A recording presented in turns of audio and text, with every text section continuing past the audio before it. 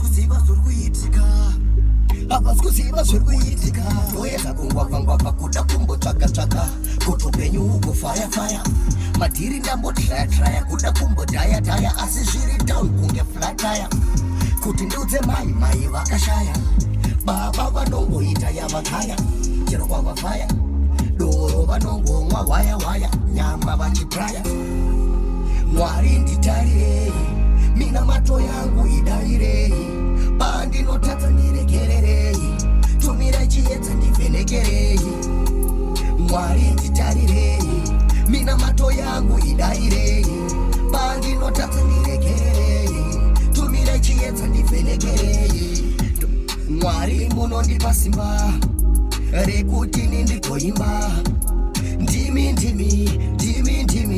ende kwamuri ndovimba Mwari ndokudanai zuva nezuva ndoti ishe uyai kunyangwe baba ndichikutadzirai asi zuva nezuva ndokutsvagai nekuti ndokudanai Mwari nditarirei. Yeah, and a brand new tunes are going up on YouTube. Junior King Makorokoza Music. You can subscribe by YouTube channel ya Boss Jujuga. Iripo Junior King Makorokoza Music.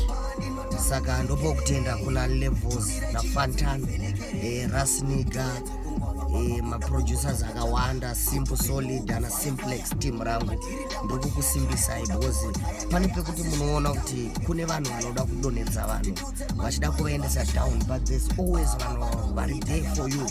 But vanhu ava vanenge vakatungamirwa nemuvepo waMwari, like ndo pakutenda kune mufano wangu anonzi Tita, my brother is behind all my success, kuti ndichitanga kuchisumuka pamusic zvinhu zvatinotambomira through my challenges healthy wise, but at least Mwari anonditumira vamwe vanhu vanondisundaidza vachinditungamira ndichipa kutenda kune mabhosi angu One Love, Boss Bara, Boss Webi, Boss Simba, Boss Tate, team rese rekwana chinoda kufa ndichibika boys rangu repachiweshe parosa Mdaraburu, Lawrence Gombera ega ndo team rangu rinenge richitisimudzira pamaworks ndo patinechitaura kuti yese atimire kana vanhu vevo varipo. If we won't stop, we won't stop. Makorokoza music to the fullest. At Junior King represent Makorokoza CTU music. Takauya kuzoti tikuimbire but tinofesa ma challenges atinofesa mukurarama. It's not kuti munhu akaimba afese challenge. Unofesa challenge pane paunotombodona, paunoda Mwari, paunotoda kuti Mwari vakudairire namato yako, patinototadzwa Mwari achititungamira.